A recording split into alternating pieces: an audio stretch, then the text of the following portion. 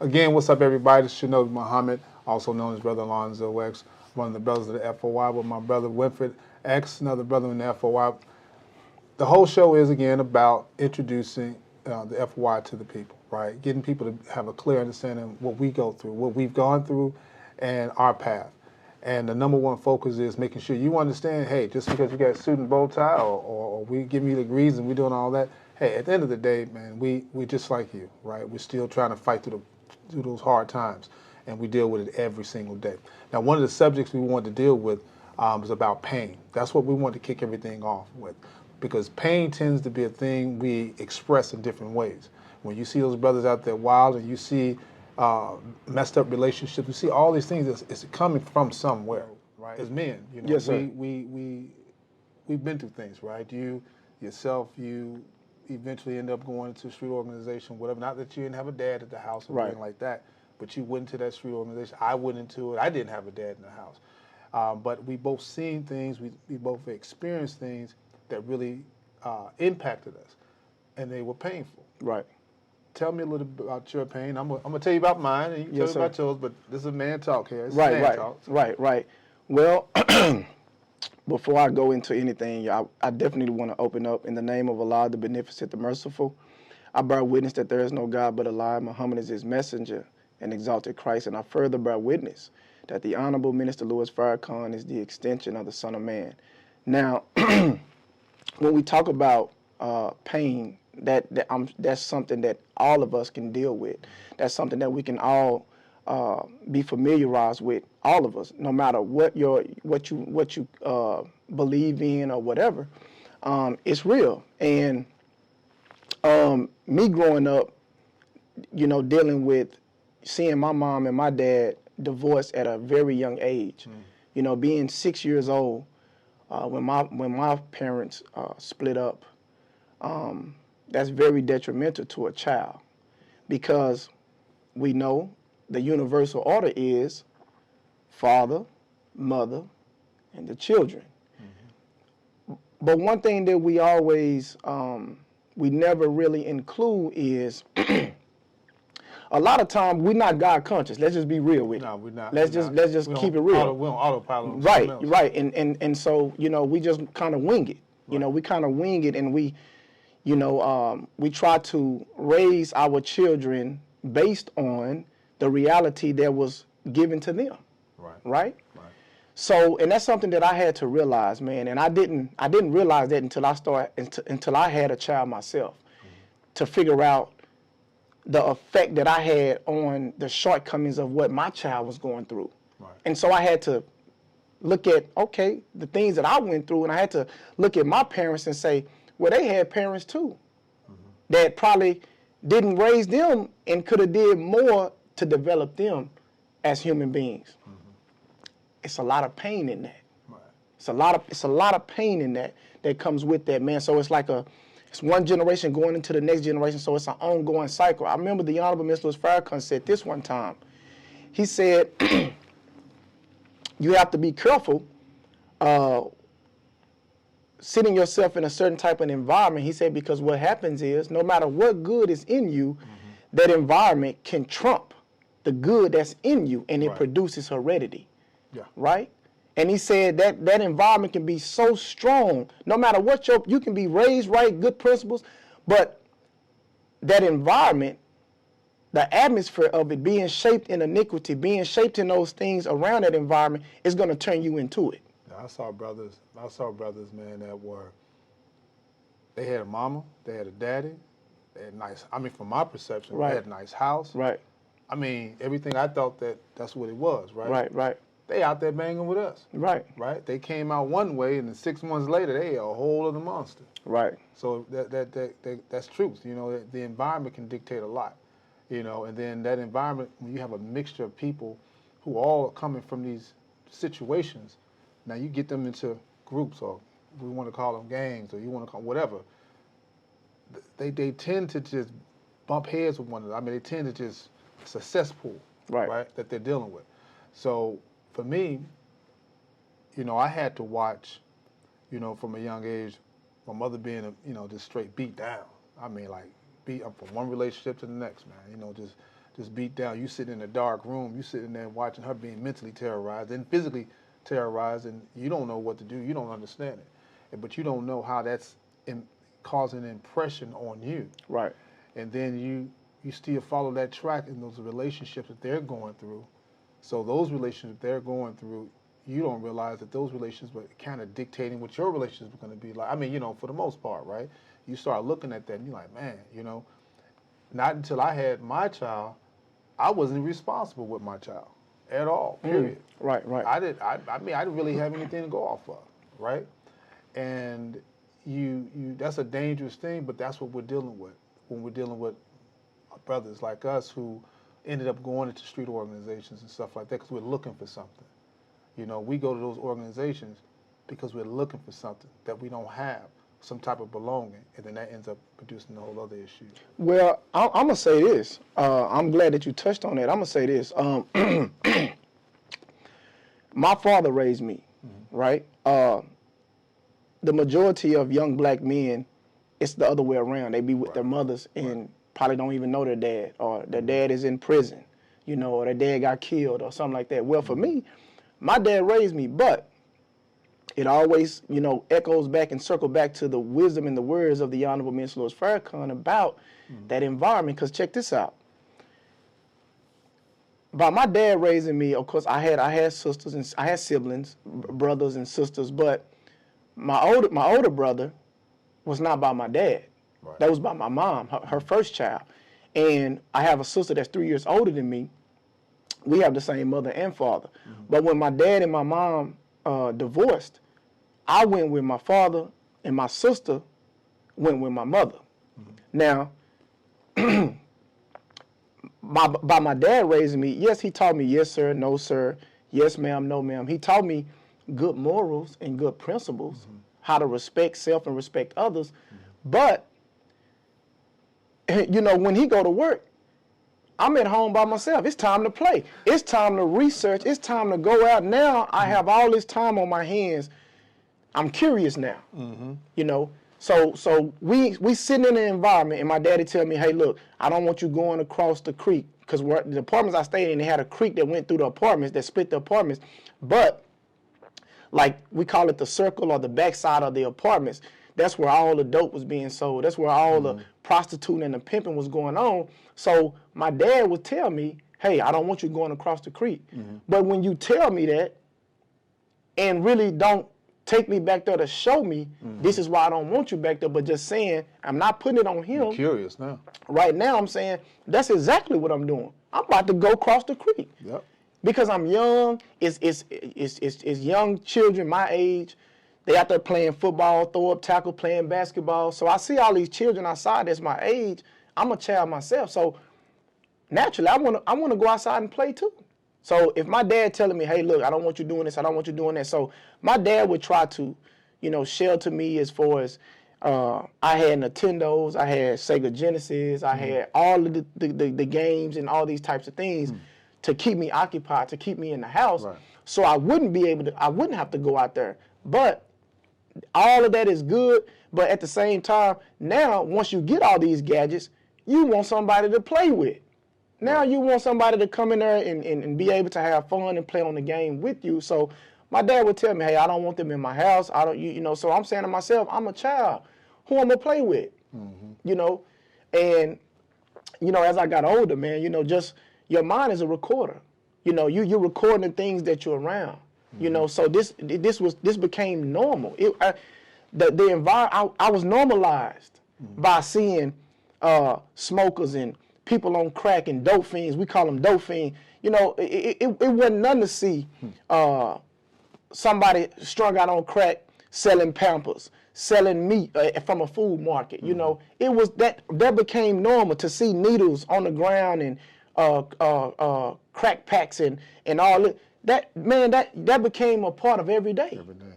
So I know for me, I was like watching a movie. You know, I remember the movie Warriors came out, and I would see all that. I was fascinated with it, but I didn't have nobody to talk to, right? Because my mother moved around a lot, right? So I didn't have any men to really say, hey, so what's this? What's that? You know what I'm saying? And evidently, she probably didn't know about it herself, right? And so I would get fascinated with it. And then, I grew up in Chicago, so the area I grew up in, that area, as far as the street organization, they're big. So I remember this one incident, man, I'm sitting out the window, looking out the window, and I see like, man, a whole street load of, literally a whole street load coming from one, I didn't know what it was. Another from this side. Later I found out these were the Gangster disciples over here, and these were the Vice Lords coming from over here, and they were coming to clash. They got in there, and I saw my first gunshot. Yes, sir. I was like, wow. I wasn't like scared. I was like fascinated. It was, and now sad to see that fascination, to see someone get shot and not be afraid of it. I was like drawn to it. So when I saw that, I was like, man, that's amazing, man. I can be like that. Because I didn't have anyone else say, look, son, this is what this is what this is not. And so you couple that with the way that all the other things I've seen of violence that may have stemmed from that. Seeing violence, growing up with violence, being, in your home, you don't disassociate it, you associate it with, okay, this is the way it is. And so as that process went on, I'm sitting up here thinking like, man, when I get out, I'm gonna go out there and hang out with them. My mother used to I used to get in trouble a lot, so she tried to put me on punishment. With one little catch, I was the oldest. She had to send me to the store. So my thing was, okay, you're gonna send me to the store at 10, I'll be back at 9. What you gonna do about it? You know what I'm saying? So that started my process at 10, hanging out and doing that thing with them. So it moves us to, go ahead. And you know what? We're saying, how has your personal pain impacted your life? What you just said, how you seen that clash. When my dad told me, hey, I don't want you going back there, the things that I seen, we didn't know it at the time, but that was pain. That was pain. That was disguised pain. Disguised pain, yep. Right. That's a hidden pain, right? What you're seeing, your eyes, you're longing for these things, and it becomes normal. But when you see these things, this is not. Are you longing for pain? Right. Exactly. You want pain like you would want love. Exactly. So you're in these environments and you're being shaped in pain. So but it becomes normalized. So now, let me tell you something, man. I didn't realize until I was already doing 17 and a half years in a federal penitentiary, where I had the opportunity to really just sit back, laying on my bunk, and just reminisce and just kind of play back all of my childhood, just through the stages, coming back up into the point where I was landing that bump. How did I get here, right? That's the only time I really had an opportunity to really reflect on it, because, again, like I said, when you really moving around out there like that, getting into it, having shootouts, and you start to understand what's going on.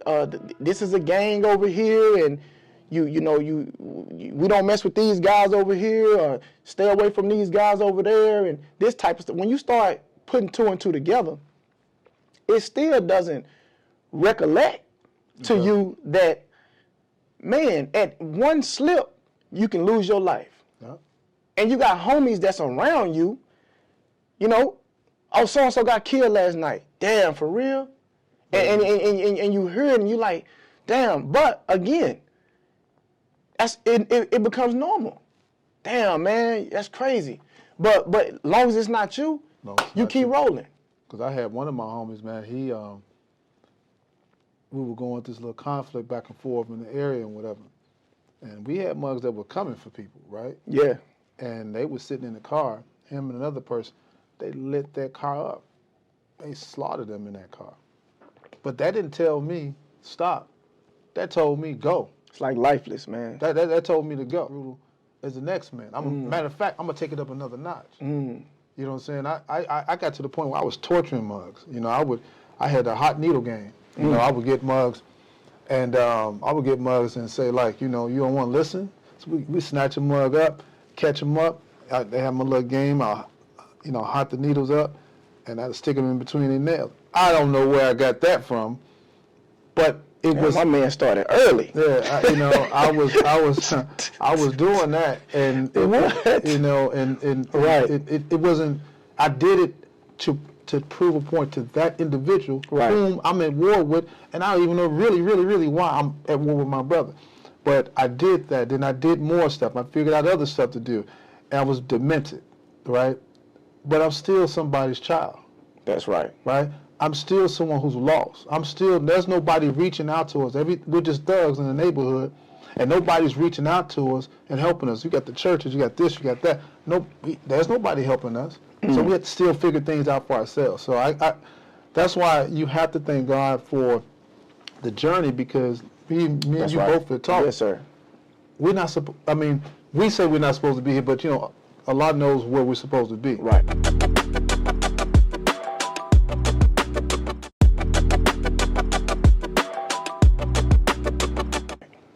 But in our understanding of things, we ask ourselves, why are we even here? And that's one of the reasons why we decided to do Meet the FOI podcast. We want brothers on the street to know, man, we struggle with these demons. We struggle. That's right. We struggle. How do you break it down between that night and day? Yes, sir. The dawn? Yes, sir. You know what I'm saying? You coming into the light, but the dark is still there. That's right. So all of us were still in that phase of the dawn, no matter what we have on. Right. We're still in that same grip. Right. And so we still are trying to pull ourselves towards the light, and it's about every choice we make every single day. And you know what, man? Speaking about that, beautifully said, man. You speak about this whole movement that you brought about, Meet the FOI podcast, meeting the FOI, and like you said, it's again, it comes from the Honorable Minister Louis Farrakhan. The first time I heard it and broke it down, giving me an understanding, I was in prison, I was deep in the dark, and being able to reflect on why did I do these types of things? Why was I robbing banks? Why was I getting into shootouts? Why I didn't like these guys that was from this block or this and that, right? When your parents are literally really trying to just find you somewhere to stay. They trying to put shelter over your head. Yeah. They trying to put food on the table and keep clothes on your back. And here it is, you out here on the turf creating havoc, creating war. Every day you stepping out that house not knowing that you're on the verge of losing your life. Mm-hmm. It don't even, it don't even,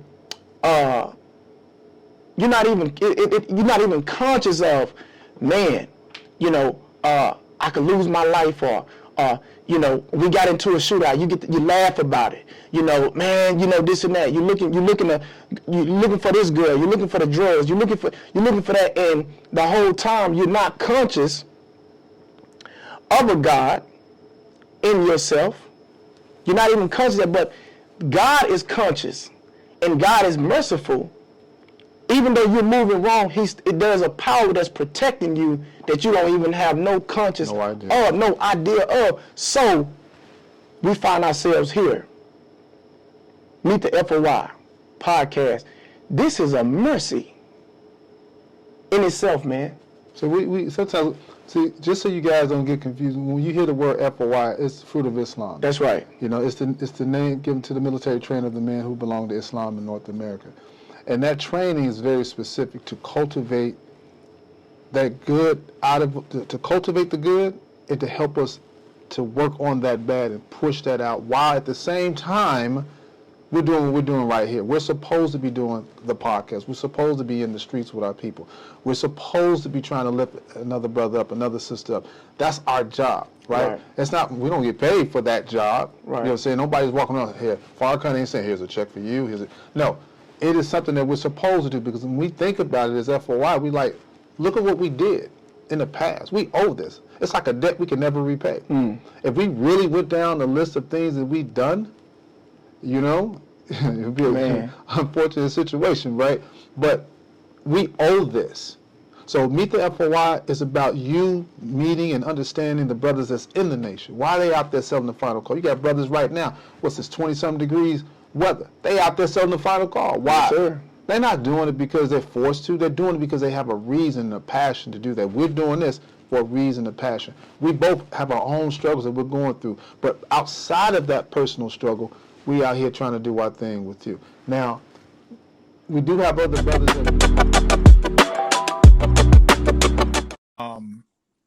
who you are and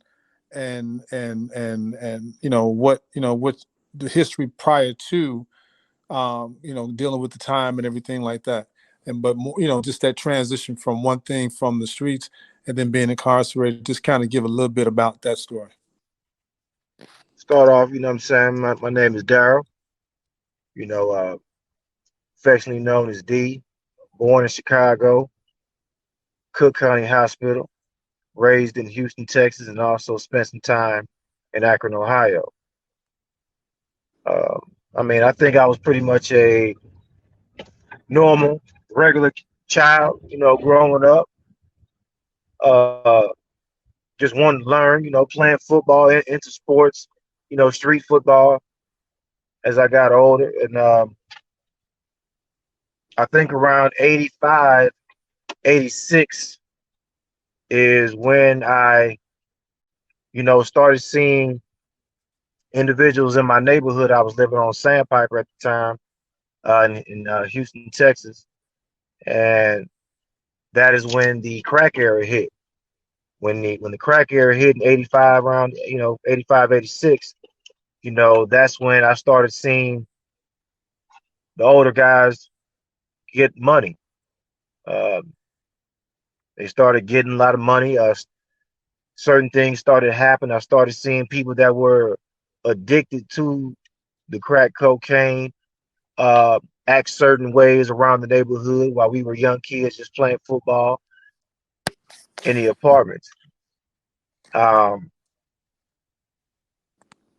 and of course, just like any impressionable teen, once you start seeing individuals with the flash and the shine and the foreign cars, and people are fearing them, respecting them, doing what they say, it draws an interest, and you learn to, look up to them in one way or the other, Um,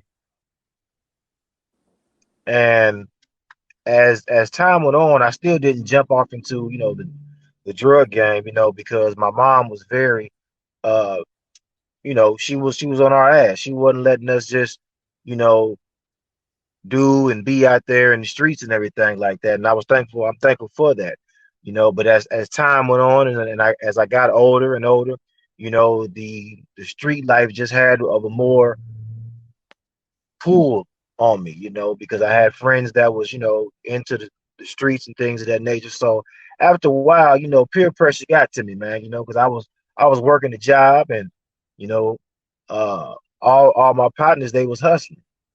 And it seemed like, they had, the girls liking them, they had the fast money and the flash, they had the Jordans and everything, and hey, I wanted that. So after a while, that lifestyle kind of, pulled me to it, and so, but I will say that, you know it was basically just being accepted. Once you get out into the streets and everything, it teaches you a lot, but it also accepts you for however who you are. You know what I'm saying? That they're going to accept you, man. And that's Mm-hmm. something that why a lot of individuals get off to the streets, they get off into gangs, because you get that acceptance from your peers and the people around you. And Mm-hmm. I will say that I didn't think that I was like feeling no pain at that time, but yeah, of course, like certain things came, later on, with incarcerations and people, losing their lives and things of that nature. But before that came, though, um only pain that you feeling is the pains from not having no money, from being broke, Right. or not having what's in, you know, You know, because you know, if you didn't have what was in, you know, you got talked about, you got ranked on. You know, nobody, the girls didn't really like you, you know, and you know, even some of your peers might start talking noise to you, you know, and because you know you're Mhm. not eating or you're not shining a certain way, and it becomes competitive, and you know, that's when you got to be careful because you know now it's getting dangerous. Now it's getting real. You know what I'm saying? Big money is involved, but you know, yeah, Mhm. that was my introduction. You know what I'm saying? Basically into the streets. You know, just wanting to And shine. You know, just wanting to have better things and see everybody. and knowing. Go ahead. Yeah, so everybody has a different point. What I'm picking up on, which I knew already, but what I'm picking up on is, some brothers. I mean, you have one brother who was in the Boy Scouts. I used to crack a joke and say nobody's in the Boy Scouts, and find out he was in the Boy Scouts. I started a certain way. You started a certain way, and but from all those different points, at some point, the situation got a little thicker for us. And so when you first realized that you may end up doing time, what was some of the first things that you were thinking in your head about yourself and your family? Uh, well, actually, when I got, you know, when I knew that I was going to prison, or are you talking about just risking prison out there in the streets? Going to prison. Oh yes, well yeah. Once I was going to prison, yeah, that's when a lot of you know reality hit. You know because you know now you're realizing that you're gonna be taken away from your family. Uh, Now you realize that a lot of things that you may have wanted to do are going to be on hold. You know, now, you know, and then just going to the unknown. You know, when you first going into prison, you don't know what you're really expecting going into it. You know, you may have heard things, you may have seen things on TV, but actually experiencing it, you know, is a whole different ball game. So yeah, there was definitely that shit, that fear of the unknown. Like, okay, what's about to go down? You know what I'm saying? When I go in there, am I gonna see familiar faces, some of my partners, some people from the hood, or is it just gonna be me? But yeah, you definitely feel pain, you know, especially if you have loved ones out there, you know, you're gonna be taken away from your family, you know, if you have children or you know, you're gonna be taken away from your children out there. And yes, that's definitely what I you know experience later on when I was incarcerated and I ended up doing uh, a total of 15 years. You know, I had just had my daughter, and now the streets are, I'm gonna say, the world is about to raise my daughter while I'm incarcerated. And I can't even raise my daughter because she was a little baby once I got incarcerated, and that definitely hurt me. You know, and it's funny how pain works. You know, after a while, especially when you're doing a lot of time or whatever the situations, you try to block out pain. You try to not show pain. You try to become numb to your feelings because you know you can't show those type of feelings and emotions in prison uh because it may hurt you, it may hinder you. You know what I'm saying? You can't be in there, you know, crying and complaining or whatever, you know. And trust me, like when you're doing a lot of time, a lot of stuff's gonna happen. You're gonna have people that you love out the streets that are gonna pass away. They're not gonna let you go see your people. You know what I'm saying? You still gotta, so you got to basically suck it up, you know, do your time and tell yourself like, wow, okay, so when I do get a second chance, when I get back out there, I can't make these type of mistakes again, you know. So yeah, you definitely feel, you know, pain, you know, and but the thing is you got to like channel through the pain. You feel it, but you gotta keep pushing forward through those pains because you don't want those pains to end up magnifying in you and festering into something that will make you take your life. You know, I've seen people in cars. I had a partner of mine, you know what I'm saying, HG, RIP HG, you know what I'm saying? That brother took his life in prison. Uh, I'm sure it was because of the pain of being re-incarcerated and have to do a lot of time at the age that he was. So, you know, it's okay to feel pain, We just have to learn how to work through it and push through it. Now, I got it's two questions I'm gonna bring up, and Okay. one came up as I was thinking about because I looked on the social media page and I saw that you with your family, man. I'm looking at that and I'm thinking in my head, you know, if this brother was able to reflect back, he probably did on those years that he missed of that occasion to be with your families, and just to have those jokes and laughs and talk abouts and runabouts and those good meals and all that. When you think about, yesterday, just going through the meeting, being with your family, does that ever make you reflect back on those years that you were gone?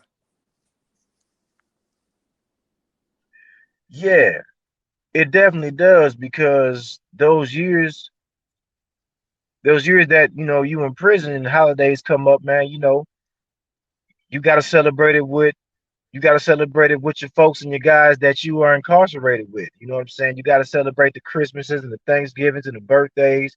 You know what I'm saying? With the individuals that you have met incarcerated. So even now, when I'm out and I'm eating and everything, of course I think about them. You know what I'm saying? Like, I still will try to, reach out to them, man. You know what I'm saying, through JPay or whatnot. And give them a for whatever it's worth, man. Merry Christmas, happy birthday, whatever. But yes, when I when I am out here, there are certain things that definitely make me reflect back to my time incarceration. And it actually keeps me grounded. It actually keeps me humble. It actually keeps me sane because I don't never want to forget that experience because truth be told, it taught me a lot. It taught me a whole lot. And I know that may sound crazy to some people, but yes, prison taught me a whole lot. It taught me a lot about myself.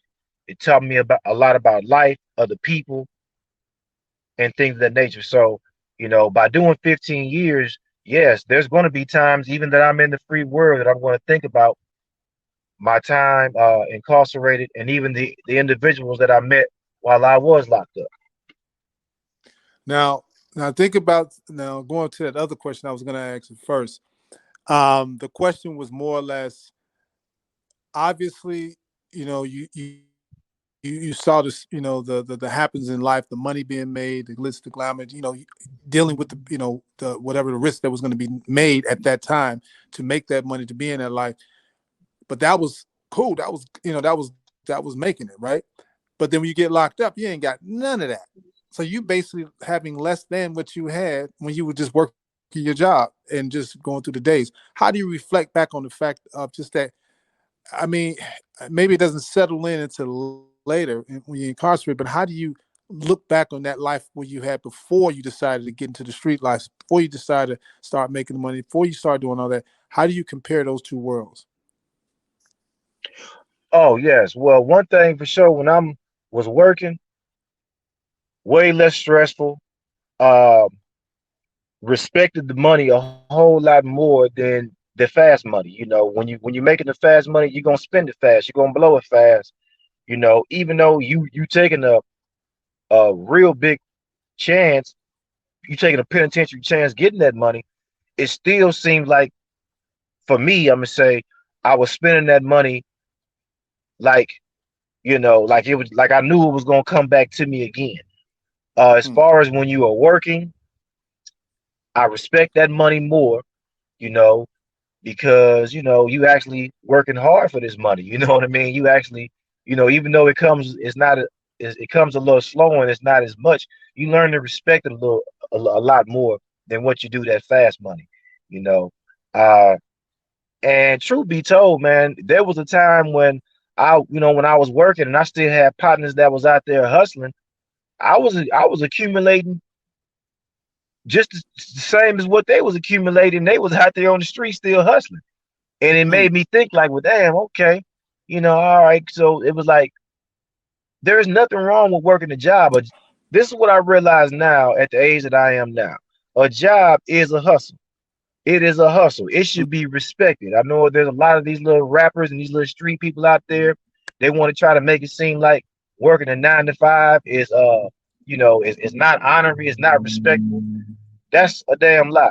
Working a job is very respectful because you're still making money.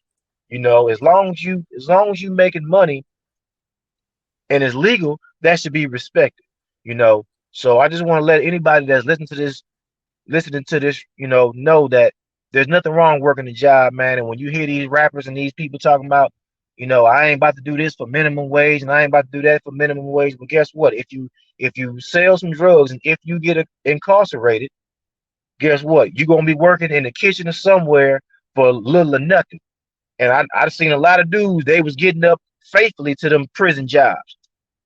Faithfully getting up, you know what I'm saying, making sure that they on time, beating on door. Hey, hold on, let me get to this job. Hey, okay. Well, you make sure when you get to these streets, you have that same enthusiasm for a job out here that's gonna support yourself and your family.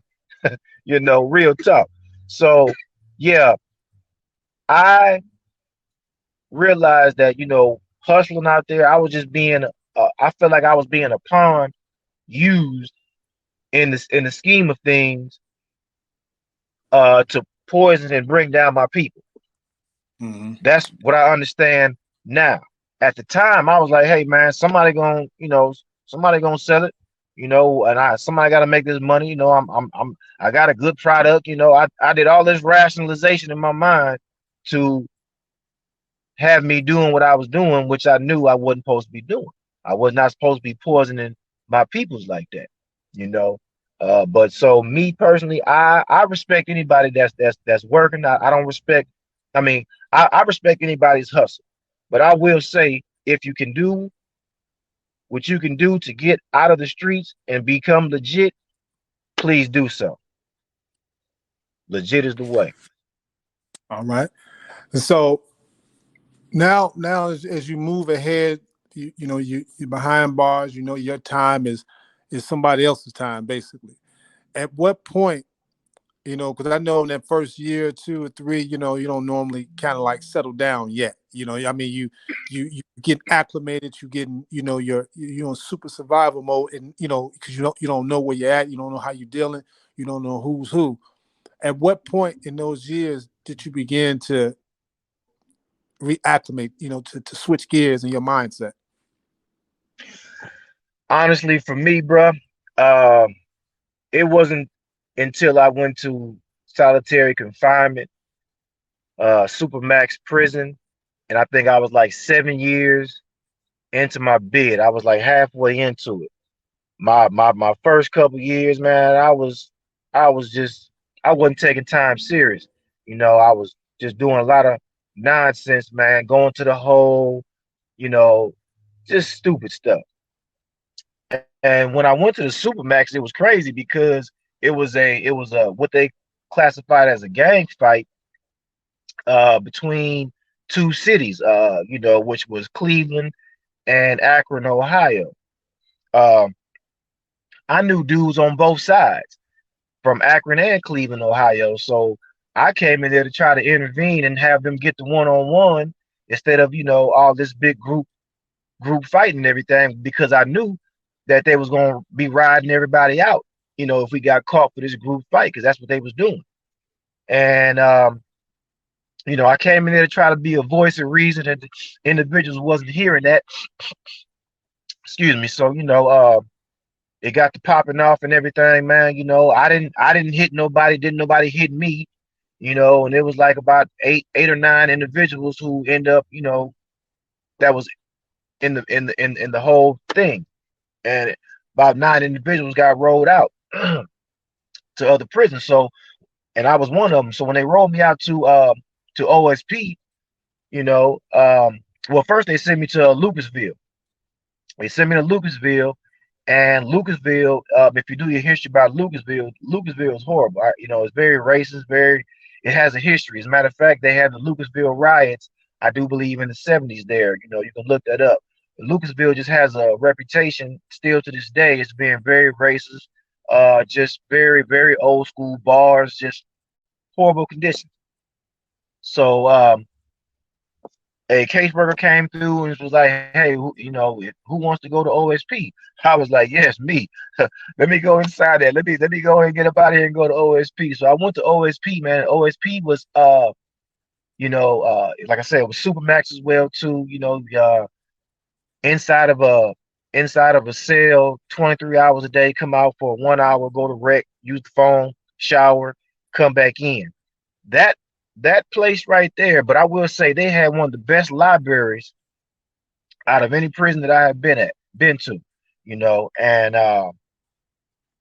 that's where I think the light bulb clicked. Just sitting in that cell and just thinking, and wanting to be better, wanting to do better. I gotta say too, because if you don't want to do better and don't want to be better, okay, then you're gonna be stuck on whatever you want. But I wanted better for my life and my family. So I started reading. I came into one of the first books that I read was a book. It was called Knowledge of Self, which was to me is a very powerful book. You know, and that right there was kind of like my introduction into enlightenment. And other books that I read was Black Spark, White Fire, which was also a good book as well. Good book that I read that definitely helped shape my mind and my life.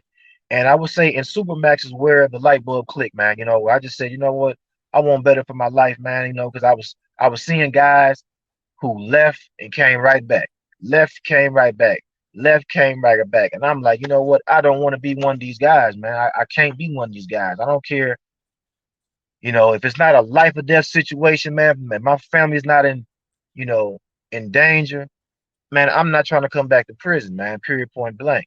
You know.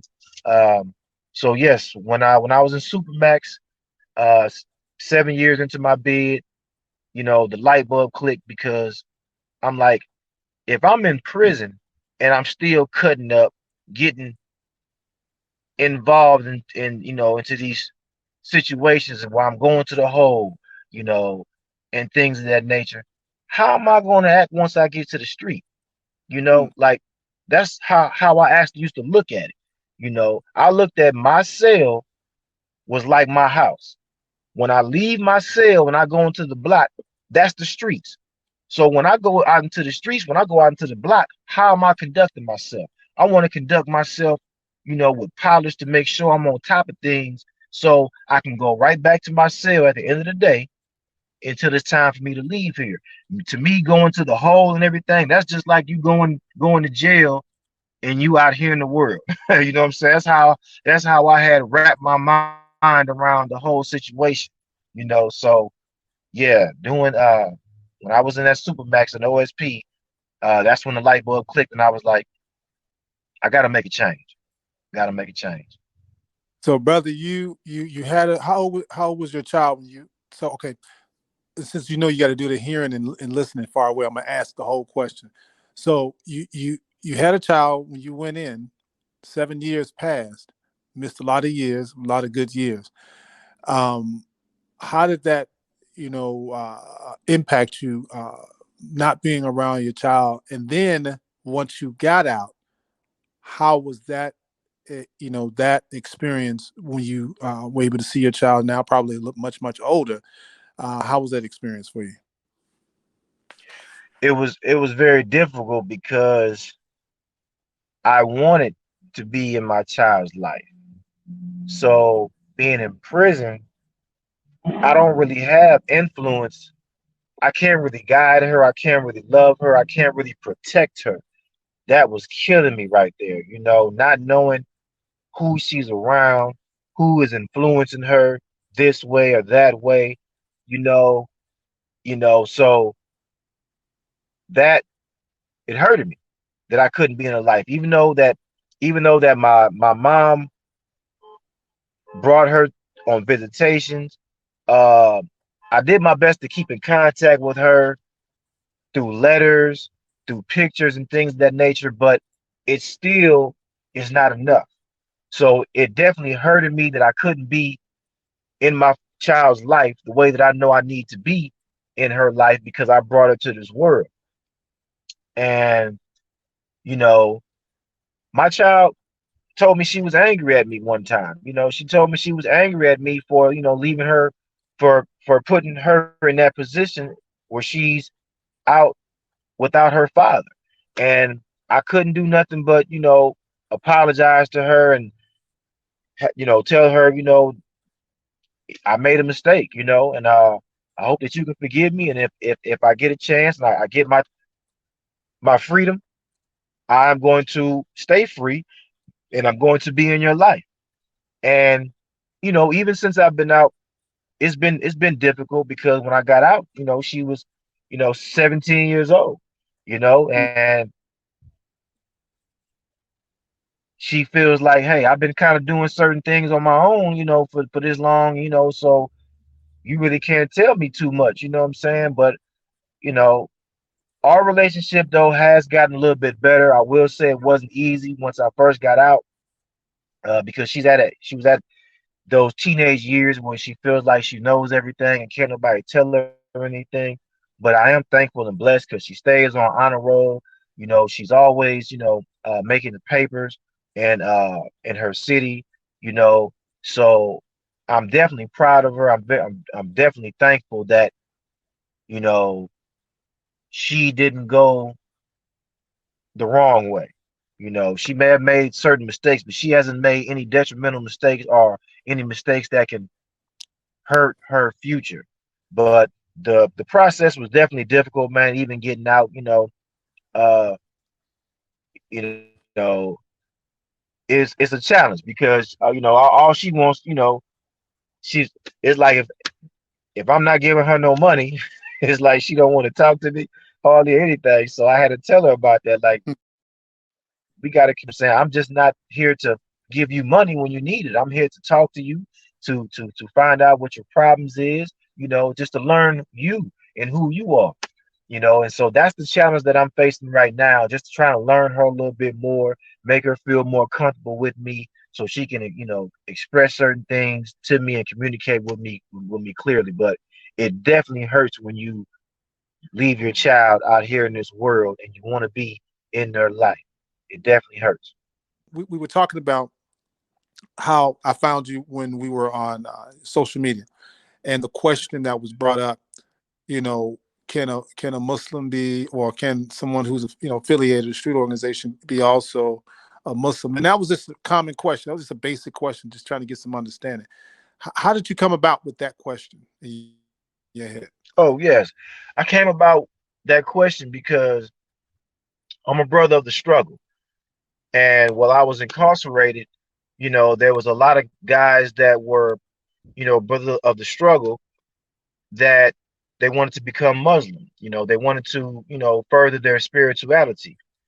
And it caused a bit of a divide amongst, guys because it was put out there that, once you become a Muslim, you can no longer become you're no longer, a brother of the struggle.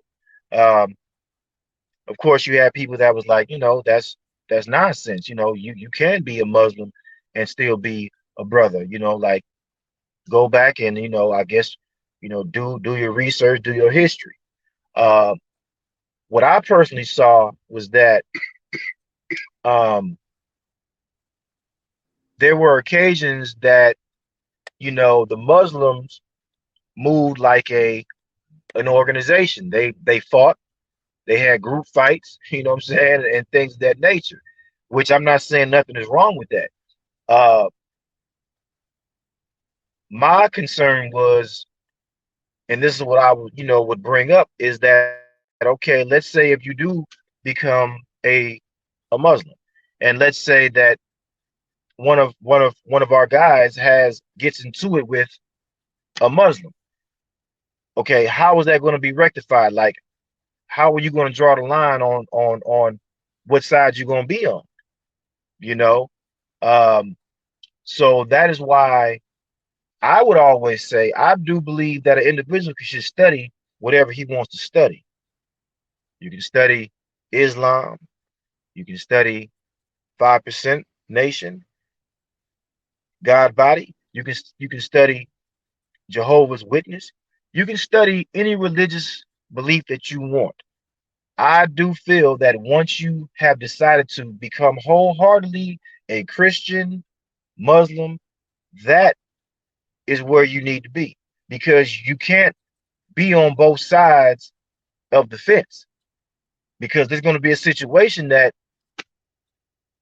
is going to it's going to make you have to pick a side, especially in prison. Now on the streets, I don't know, but streets it's kind of the same thing, because you have brothers who that the crescent moon and the 5 point star, and they know that in a lot of the mosque, you have stones, you have individuals that are under that five. So these brothers are like, hey, I mean, no, I would, I think that Hebrew Israelites and Christianity is the religion for us. You know what I mean? And my thing is that do your research. Once you do your research, then you come to your own understanding. You know, me personally, I don't look down on anybody who wants to further their religious beliefs. Um, I will say that once you do become Christian, whatever it is, you got to bear that fruit though. You can't just say, "Hey, I'm a Christian," and you still doing the things that you was doing when you was, you know, I guess of the world, because that's not going to read. You know what I'm saying? I understand that we're all human, nobody's perfect, but your actions should definitely display your spiritual belief. Your actions should definitely display that. And yeah, so that's where that question came up, because I still, I still talk to, guys that are incarcerated right now, and that is still an issue. That's still a concern. So I wanted to try to basically find the truth, because I don't want none of my brothers to not know the truth. I don't never want them to not know law. And so that is why I presented that question, to get some answers. So I was trying to get some answers so I can basically share those answers, what I'm saying, with my brother, so he can spread it to the other guys as well. So we don't have that division no more. We don't have that riff and that beef no more. You know what I'm saying? We can move forward with the truth and unity, as one. So yes, that's where that question had came up at. Now, one of the things that I'm always big on is that it's not what you say you are, it's what you actually are. You basically said that for the most part. It's not what you say you are, it's what you actually are. And so that's why you have that confusion, whether it's on the streets or otherwise. When if you're a Muslim and you represent it, you need to represent it from what you are, for real talk, versus just saying something, because it does cause confusion, because it caused confusion for me, right? And I know it probably caused confusion for a lot of brothers that in that's brothers of the struggle, or who see themselves as gangster disciples or anything like that. So what do you think in your mind are some effective ways, because you hinted on it before, what are some effective ways you would say are good ways to set the right example, to present the right example of what it is to be a Muslim, but also a brother of the struggle, which in turn they both are the same thing. But how would you help create a better view of that? My best opinion is that you have to show that you have learned. You have to show that through your actions, not just to prove something to nobody, but in your natural new understanding and enlightenment that you have to walk a walk that is going to make an individual say, you know what, I want that right there. You know, Mm. that shine, that that determination, that discipline, that love, that unity that he has. I want that right there. Because if you uncivilized, okay, in let's say your gang affiliation, let's say you uncivilized, you acting wild, you know, now that you have came into this religious belief, your actions should be different. Your actions should be civilized now. And an uncivilized individual who wants to be civilized, he's gonna respect and honor that because he wants to be civilized too. Especially Right. when he's seeing that it still holds power. You know, it Mm. still has power to be a civilized, respectful individual. Because a lot of times, we think that, when you become a Christian or you become a Muslim, that it could be a form of weakness. You know, well, if you're scared, go to church. That's something I used to hear them say. Well, if you're scared, go to church. Like who would say that? What makes you feel because a man wants to go to church or become Muslim that he's scared? That's ignorance. You know, I used to say, and I just get flagged. If you're scared, join the gang. Because you got a lot of scary individuals that's joining these gangs, man. I hate this. I'm just being all the way real. If we can speak real, I'm gonna speak real. You got a lot of scary individuals joining gangs, and they represented falsely, you know. So it could be maybe this, you may have a few people who get into religious sets for the wrong reasons, you know. But I think that once a man is true to his understanding, true to his knowledge, true to his beliefs, you're going to see that shine and that poise in him that any man would want. Any man's going to want that. You know what I'm saying? You're going to want that discipline. You're going to want that strength, and that strength can be quiet strength. It doesn't have to be a loud, crazy strength. It can be a poised strength. So once an individual sees the change in an individual for the positive, that's going to make them say, you know what?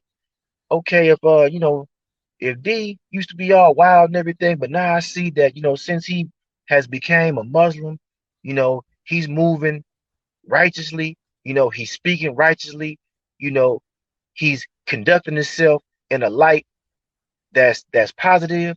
I want that too. So you know what? Let me see what's going on with with the Muslims. Let me go ahead and attend a Juma class or whatnot. Let me find out what's going on because I want better for my life too, and I see it's working for him. Mm. Now, if the individual sees that you have been going uh to Juma or you have been going to church and you still doing the same old wild and crazy, probably even worse things than what you was doing before, that's going to deter individuals from wanting to further themselves religiously. Even though it's all about the man, some people don't know it's all about the individual. They just basing things off what they see. They're going off what they see. So that's why the individual always has to understand that what you represent is a reflection on everyone else. So you have to, I understand we're all human, we're going to make mistakes. But as long as you are striving to become uh, a better man, that is going to not just help yourself, it is going to help everyone around that is watching you because they want to learn. They want to pick up on the positive things that can help them in their lives. So that is the best way that I can answer that question. As long as that individual is showing a difference, showing strength, showing growth, that is going to make individuals, of course, want to get that same thing in their system. So now as we get to the end, the biggest thing I always wanted to make sure people understood is that you out. I mean, you went from. Unfortunately, you went from because you were still in high school. You wait a minute, you're still in high school age, right? You're still high school age when you went in, right, or a little bit later, right? No, I actually went in. My the longest number, the first time I did it, prison time, I was like 20, 22, 23. Okay. The second time I went in, I was 28 years old. and that's when I did my longest stretch. Okay. Okay. So when you got out, you're feeling good. You're in a different mindset, what have you. What kind of things are you into now, right? What type of things are you into now that you feel are, right, the next phase of your life? My last 5 years, I felt that I need to start making changes while I'm in prison. Like, not don't wait till I get out of prison. Start doing certain things, whatever I can in prison. So what I did was, I got it approved with the warden, and I started goal driven fitness in a prison called NEOCC. I started goal driven fitness there, and what they allowed me to do was um, train inmates on a workout. It would be at their rec, whatever their rec is. They can come out at their rec, and as long as they signed up for it, you know, I would train them. So I had goal driven fitness started. So when I got out, I wanted to keep that torch moving. I wanted to go ahead and become a personal trainer, you know, and so I started goal driven fitness since being released, you know, and because I realized what exercising and working out did for me while I was incarcerated, and I want to try to share that with everybody else because one, it kept me out of trouble. Because if I'm working out, you know what I'm saying, uh, that is what I'm doing for that hour or whatever change. I'm exercising, so I ain't got time to be in no nonsense because I'm working out. You know, I saw that it preserved me. It had me looking good. It had me looking, younger than what I was. And I know it relieved stress, so it helped my mental as well too. So I wanted to share that with people, even while I was incarcerated and then even when I got out of incarceration. So I got personal, I got goal driven fitness jumping off. Um I wrote like 1,000 raps while I was incarcerated. That was another way of my therapeutic outlet was to write music. And the small accomplishments that I have done since I've been free, but I got a lot more work to do because I got a lot more things I want to accomplish. So yeah, the personal training and the mixtape, and the podcast, those are things that I'm going to go full throttle with in 2023.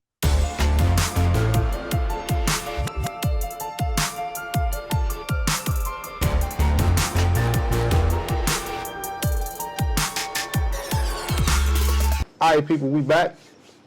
Now, the next subject matter is the pain that we went through. Come on. How did it impact others?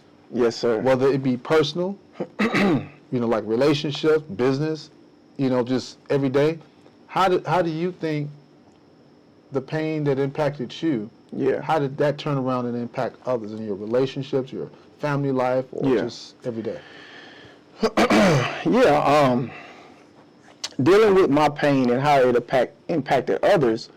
Well, first I want to say, man, that growing up, in that environment, like I said, undisguised, disguised pain, hidden pain that you're picking up every day, not knowing that it's pain. You're silently suffering inside, not knowing, undeveloped.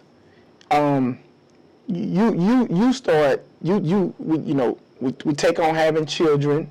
You out there, you got this little girl, that girl. You start having sex, unprotected sex, and things happen. You have children, and I had a son, man. And once I had a son at 19 years old. I went to the federal penitentiary at 19 years old. I got 17 and a half years at 19 years old. Wow. And the mother of my child was 7 months pregnant when I went to prison. All right? And I didn't realize, and it didn't dawn on me until I was already doing time to see how the importance of a father being there for a child. The absence of a father to a child it undevelops that child. Right. It brings about shortcomings and things that's undeveloped inside of that child. So when my son would come see me, the opportunities that I did get when you know my parents would get him or whatever, and he would come see me, I could see how he would suffer not having a father. And at the same time, I'm growing up behind the wall. I'm growing up in prison myself. I'm having to become a man myself in prison. I'm undeveloped. Yes, sir. But I'm looking at a younger me. I'm looking at my reflection that I have no control over. You know, I can only see, hey, son, you know, this and that. But I'm seeing how I'm looking deep into his eyes, because they say the eyes is the window to the soul. So as I look at his eyes, I could literally see my baby boy struggling in real life situations. I didn't know what they were, but I could just see it on him. And I'm like, man, you know, and that's when God started allowing me to reflect and say, look at what I've done. I've created a life, but I'm not there to attend to that life. Right. Right?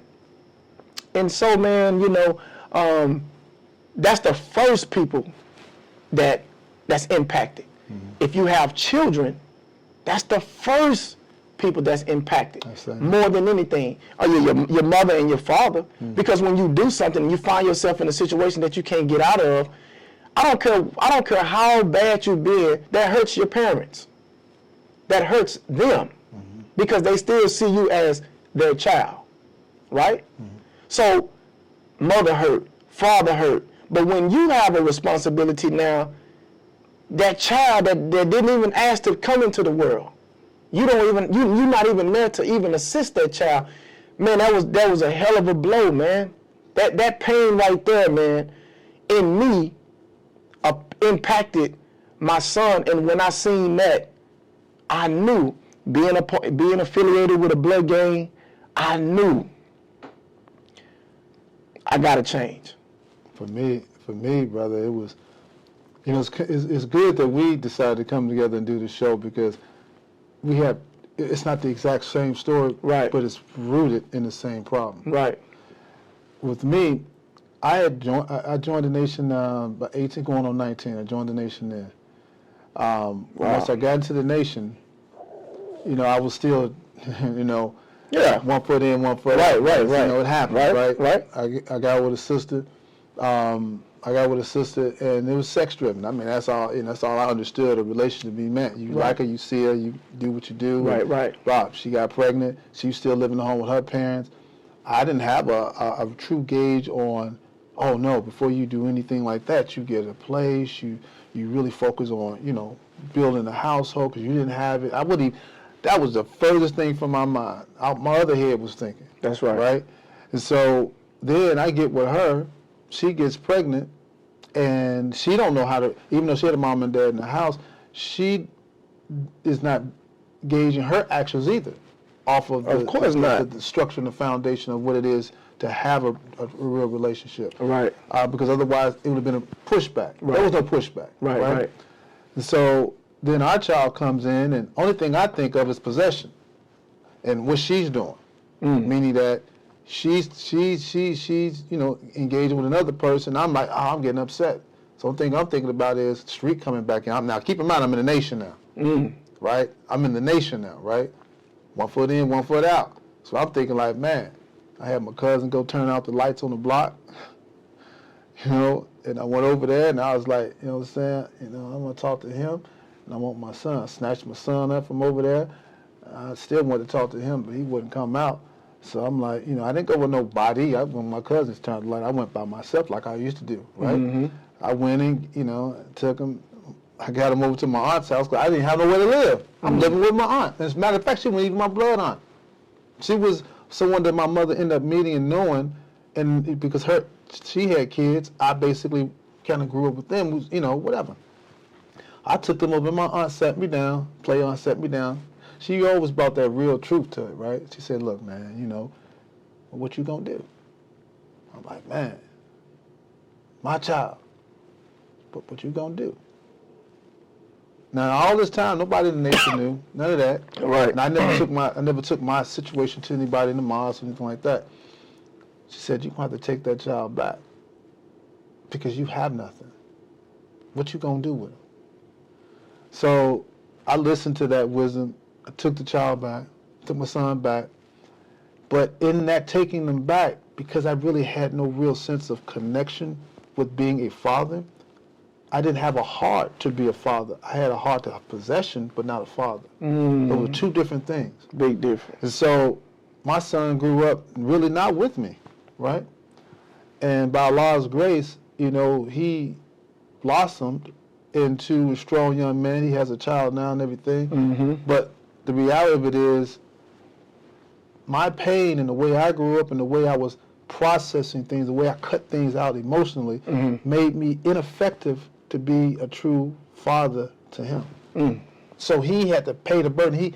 When I had that conversation with him a few years ago, man, he was upset. He asked the questions, man. He asked the questions. Where were you? I said, man, I understand. Because see, now in that maturity with the teachings, Right. I knew.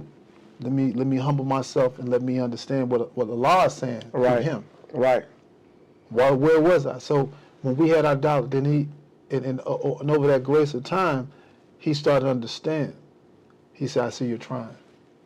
Because he sees other brothers and sisters. He sees that. He's starting to understand. And I'm starting to understand. So. Man, you know, brother, that's crazy that you said that, because as my son got older, you know, like I said, I did 15 years flat in the federal penitentiary. When I came home, my son was right at 15. Now just think about this. When I go in, I'm 19. His mother was 7 months pregnant. He wasn't even here yet. When I step out those gates, I was 34 years old. My son was 15. So now, there's no father, absent. His mom doing the best that she can, a reflection of the reality of the streets as well. So now it's like I have some teachings from the nation. I'm feeding on the Most Honorable Elijah Muhammad. I'm feeding on the Honorable Minister Louis Farrakhan. But the reality is, the world is still waiting. I've been sitting here reading books, watching DVDs, but the reality of the world, I have a 15-year-old son looking at me saying, what now? What now? What are you about to do? Man, I ain't gonna lie, I was scared as hell. I was scared, I was nervous. But one thing that I was nervous, but I still knew, I said, whatever go on, the impact of these teachings, I've never felt something like that ever in my life. I said, I don't know I don't know how I'm gonna do it, but I know I don't never want to put these teachings down. But when I came home, naturally, 15 years in prison, being away, man, say, I'm free. What? Man, listen, all I ever heard was Ciroc on TV. All I ever heard about was Ciroc and different flavors and Patron, and, I'm free now. So I'm saying, I ain't going to throw the teachers away, but I'm going to put them in my pocket. And I'm going to try some of this Ciroc, and Patron, and, all the women. We're not boys and girls, no, it's grown men and grown women now. On the surface, I'm looking like a preserved grown man. But deep inside, I'm still a teenager. I'm still a teenager. I'm undeveloped, man. I came home at 34 years old, but my mindset was like I was 21. So I tell people that all the time, man, you can read 1,000 books while you're in prison. Man, you can articulate real good, But the real test doesn't start until that door open up. Till you hit them trenches. Till you hit them trenches. Ain't no more, there is no more.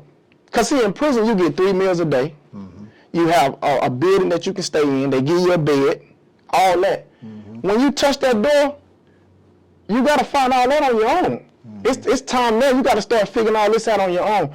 And so now, my son is a reflection of the environment.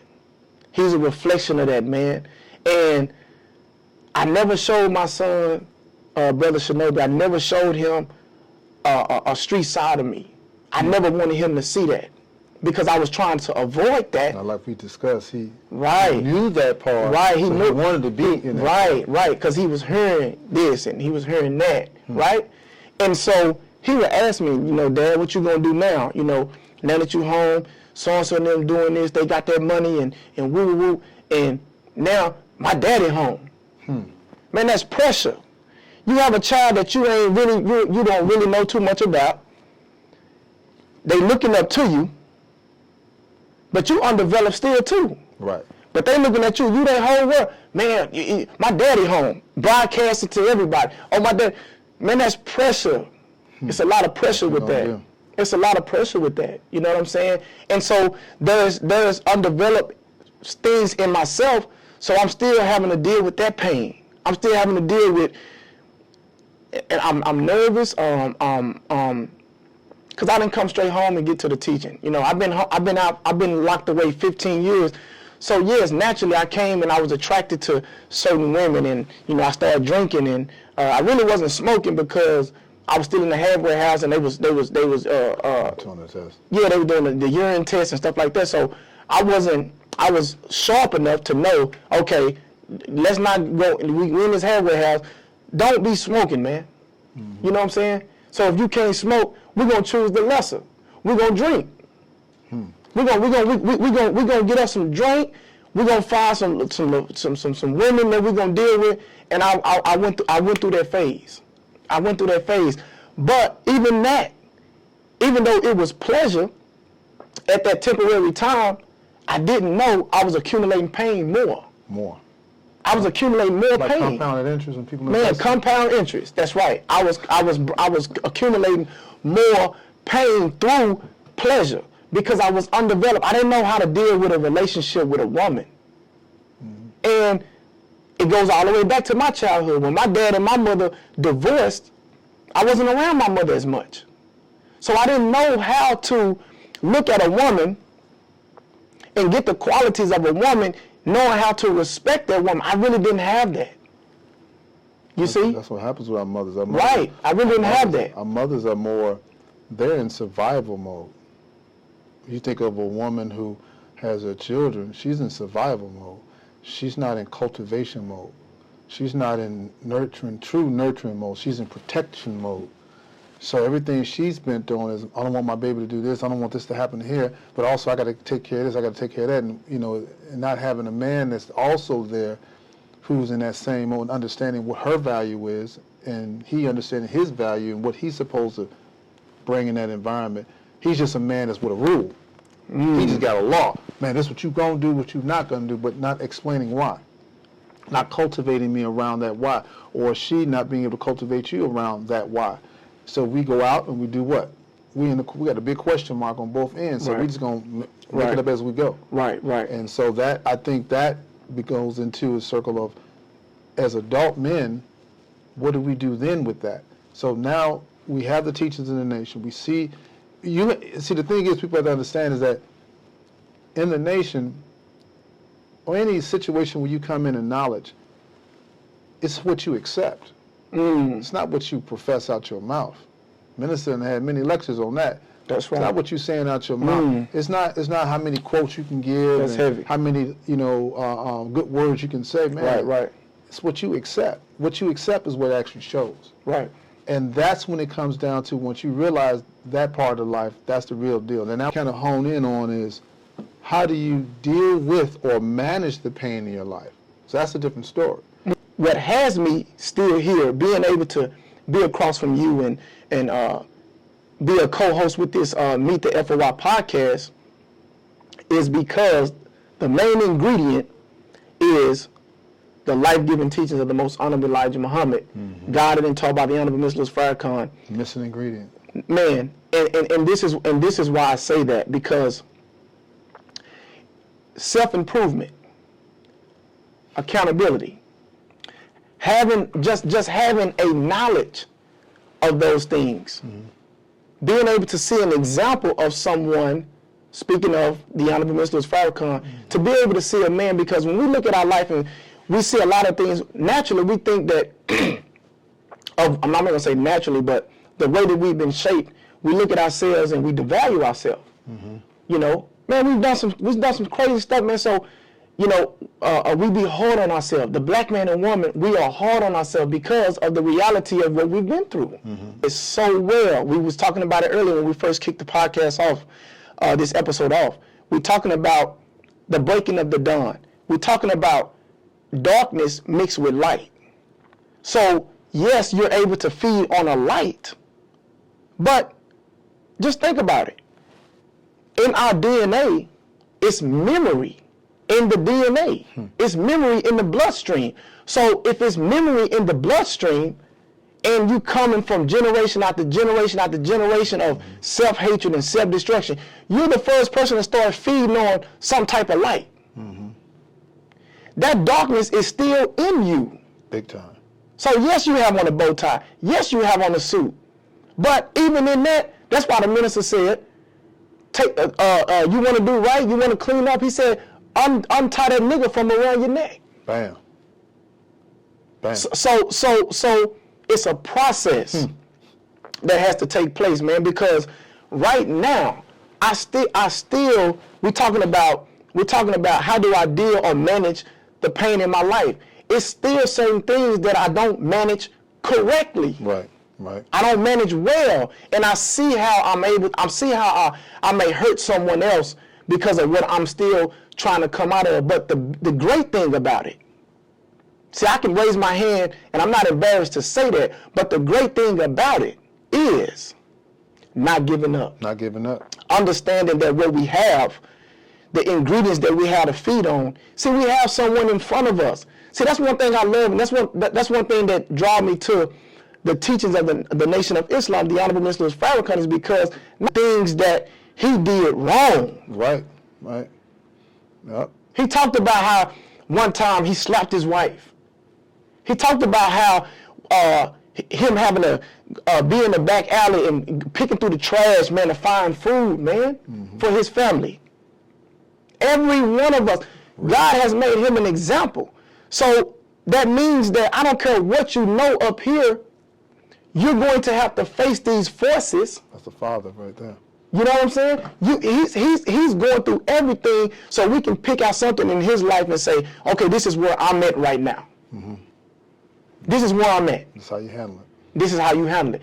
Let me look at this example and say, this is where I'm at in my life right now. It's not an embarrassment. Only time, and that's why the minister said, never laugh, man. When you see a man down in a certain condition, you don't laugh at that man, because your time is coming. You cannot escape that, man. So just to sum it up, man, dealing with, the pain, or how do I manage the pain, I manage it through the teachings, but also I manage it and I deal with it from the shortcomings and the mishaps of me affecting someone else or even hurting myself.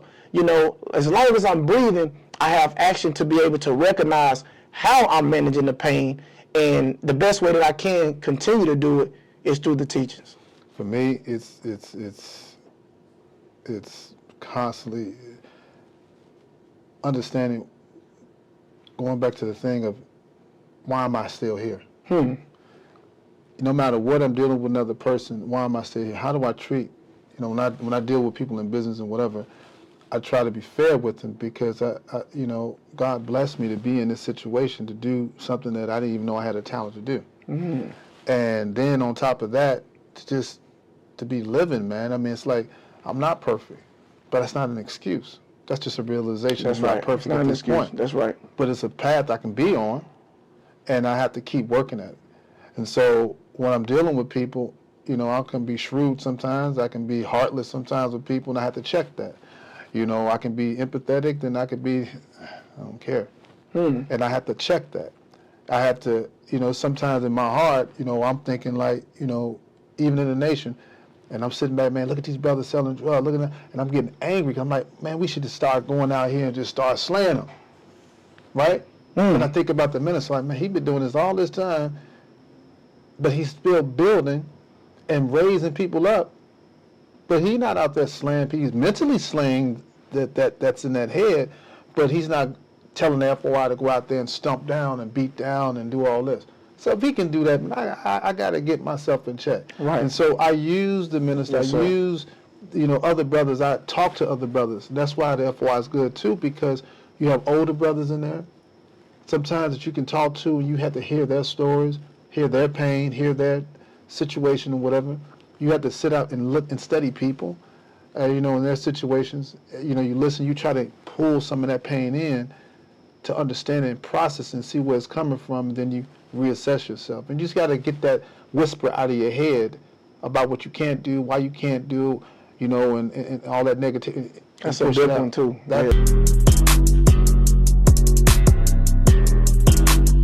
Yeah, I know I had to redo this one, right?